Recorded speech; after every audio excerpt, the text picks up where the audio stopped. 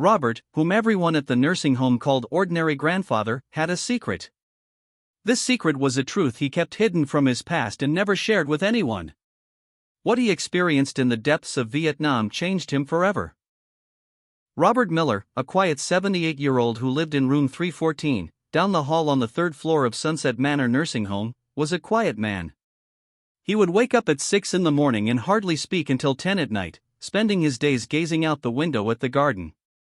While the other elderly people played bingo, watched television, or chatted with visitors, Robert would sit in his armchair in the corner, staring off into the distance. Nurse Jennifer described Robert as my easiest patient. He never causes any trouble, he sits quietly. He takes his medications on time, he finishes his meals. He doesn't seem to have a family, he never has visitors. He's like a ghost, she'd tell her colleagues during coffee breaks. Maria, the housekeeper, agreed, the poor guy, he's just part of the walls. Who knows what kind of ordinary life he's lived? He probably never married or had children. That's why he's so lonely. The other residents of the nursing home paid little attention to Robert. Harold Thompson, a former bank manager, would turn up his nose at Robert, that quiet guy sitting there again. He's not at all social, not at all cultured. He's not on the same level as us. Edith Wilson, a former high school teacher, would whisper about Robert to her friends, he probably lived a very simple life. Maybe he was a factory worker or something. He doesn't speak any intellectual language. Indeed, no one knew anything about Robert's past. When he arrived at the nursing home 3 years ago, his file contained only the basics: Robert Miller, 78, retired, no close relatives, and his fees would be covered by government assistance. That was it. Robert's room also looked ordinary: an old bed, a simple closet, a small table, a plastic chair. Only an old photo frame by the window stood out, but the photo was so faded and worn that it was hard to tell who he was. Many people thought it was just another old family photo. But Robert's true story was surprisingly different. The photo was actually taken with his friends in Vietnam. And Robert's past contained tales of heroism that no one could have imagined. Robert's days always followed the same pattern. He would wake up at precisely 6 in the morning, make his bed with military discipline, do his simple exercises, and go downstairs for breakfast. He would sit alone at the corner table in the dining room, immersed in his own world, ignoring the noisy chatter of the other residents. At breakfast, Harold and his friends would often discuss political matters and share stories of their former careers. When I was a bank manager, I made the biggest loan in the city, Harold would say. Edith would add her own stories: 3 of my students became doctors, and 5 became engineers. Meanwhile, Robert would quietly eat his eggs, drink his coffee, and retreat to his corner, avoiding eye contact with anyone. Others interpreted this as arrogance, but in reality, Robert was simply lost in his own world. Lunch was the same. Robert always sat at the same table, in the same corner, quietly finished his meal, and returned to his room. The staff had come to accept this as normal. Robert's that kind of guy, he's not very social, Karen, the caterer, would say. Afternoons were Robert's favorite time of day. He would sit for hours in the armchair next to the large window overlooking the garden. While he watched the trees, birds, and cars passing by, his mind would wander far away, 50 years ago, to the hot, humid jungles of Vietnam. Sometimes, memories of the past would come back so vividly that Robert would hear the sounds of bombs and his friends' screams. At these moments, his hands would shake, and his breathing would become labored. But no one noticed these symptoms, they assumed they were simply due to old age. The staff continued to talk about Robert. Mrs. Thompson, the nursing home director, would introduce him to the new staff: he's just a quiet old man. He doesn't require much attention. He takes his medications on time and doesn't cause any problems. He doesn't have family visits, so he's very comfortable. Dr. Davis, a physical therapist, noticed something interesting while performing Robert's physical checkups: it's truly extraordinary that he's in such good condition at his age. His musculature is very strong, his posture is upright. He seems to have lived with military discipline. But this observation was met with only passing curiosity and went unnoticed. There were countless clues to Robert's true identity, but no one took them seriously.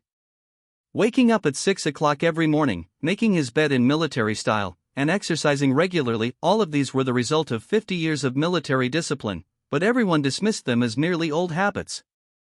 Robert's gait was also striking. Despite his age, his steps were measured and deliberate, his posture upright, almost marching. He displayed a military presence as he walked down the hallway, but the staff assumed this was simply the stiffness of age. One day, while cleaning Robert's room, Maria, a housekeeper, noticed a box that had fallen from the top shelf of the closet. Inside were several old letters, faded photographs, and a metallic object. The photographs depicted young soldiers, and the letters were very old. The metallic object was shiny and heavy, but Maria assumed they were just old family heirlooms and hurriedly replaced the box. In fact, the metallic object was Robert's Purple Heart. The letters were letters he had written to his friends' families from Vietnam but never sent.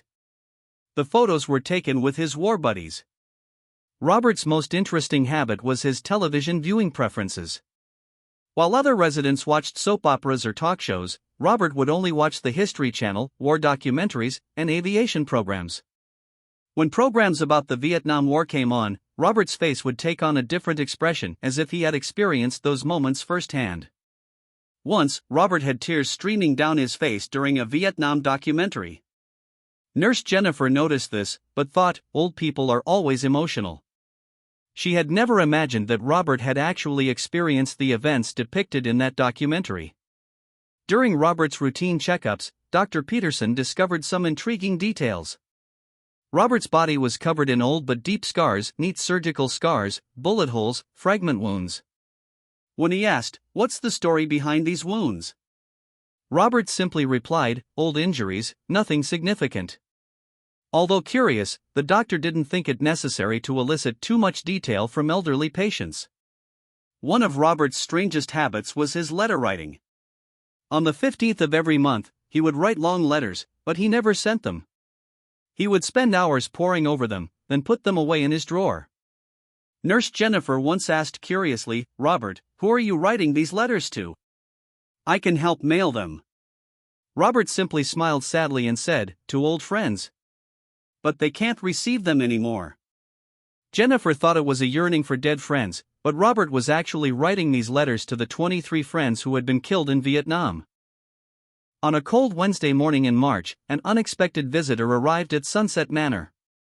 A powerfully built man, around 70 years old, with the air of a veteran soldier, approached the front desk. He wore a hat that read Vietnam Veteran, a vest with various military badges, and held an old, faded photograph.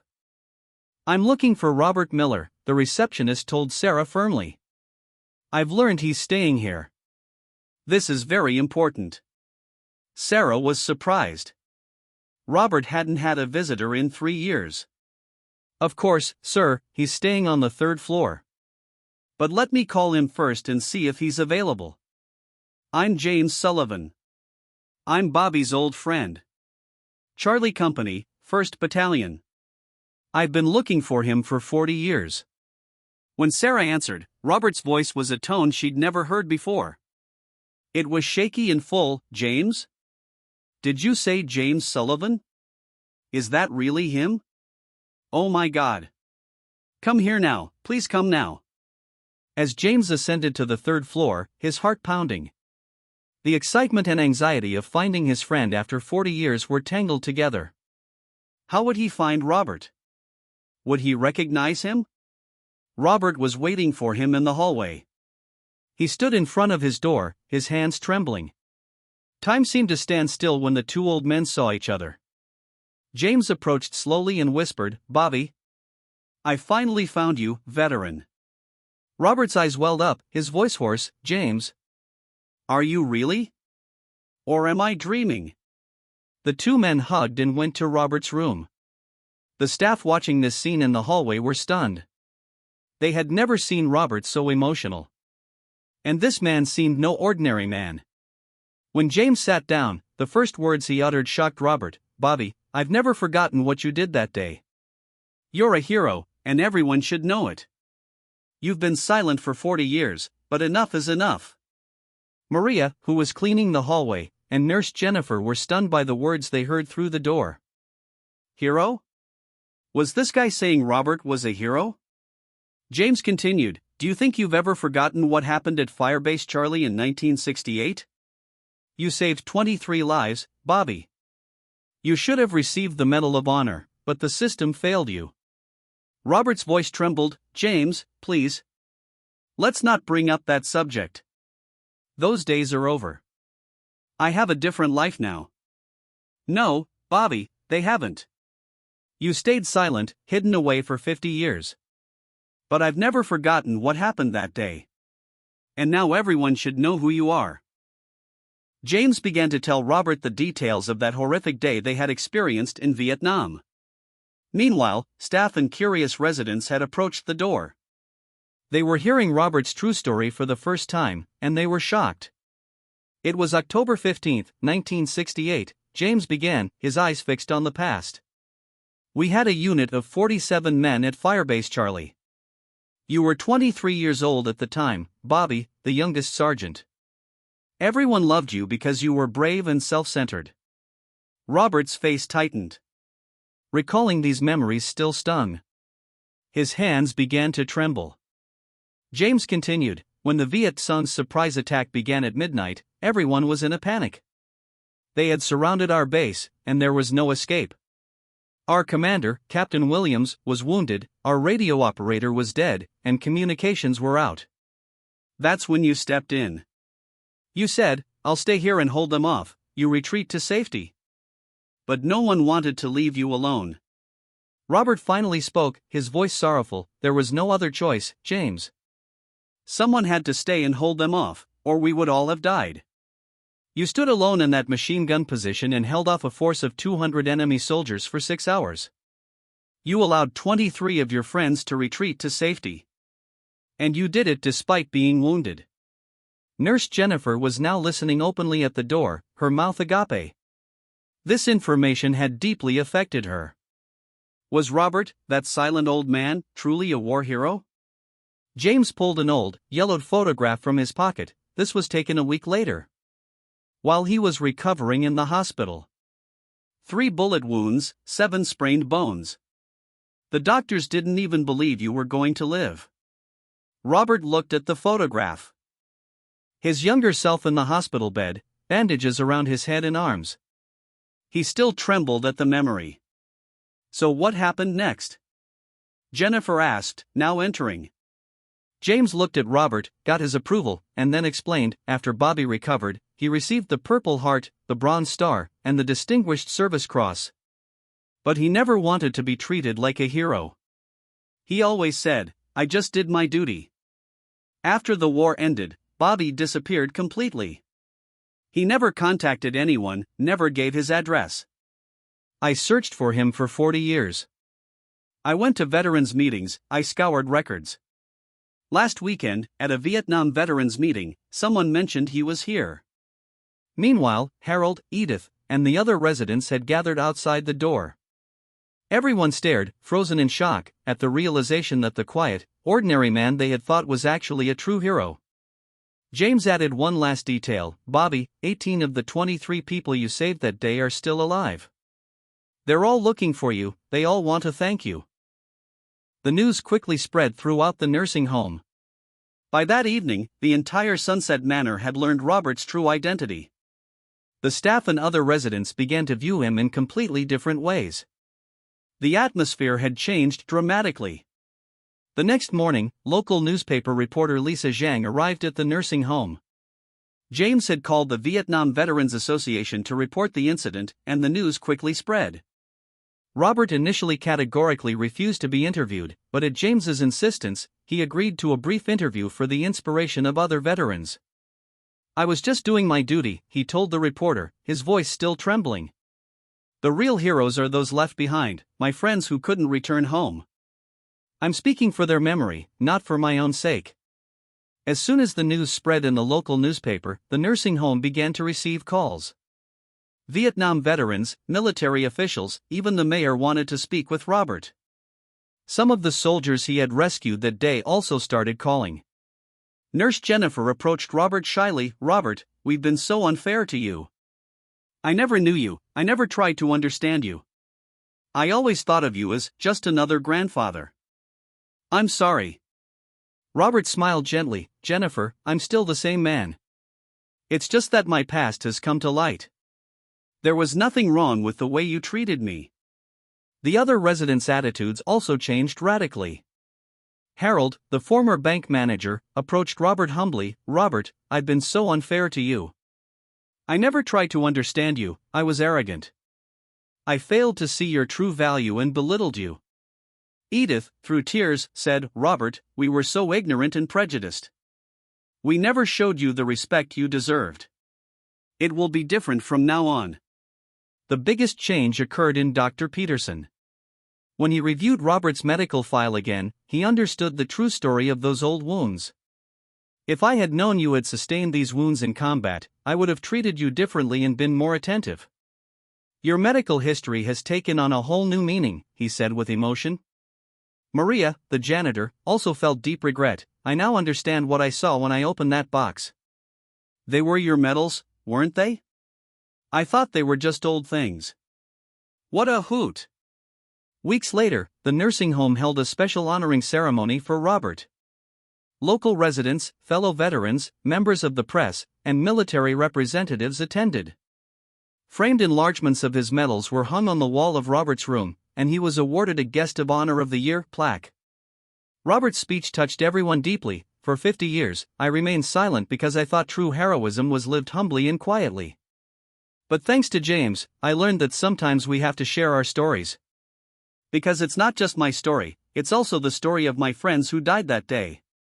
There's nothing wrong with thinking of me as your ordinary grandfather. But please remember that every elderly person, every quiet person around you, may have experienced extraordinary things you never knew, never even imagined. Respect everyone, because everyone has their own unique story. James had the final word. Bobby gave me life 50 years ago.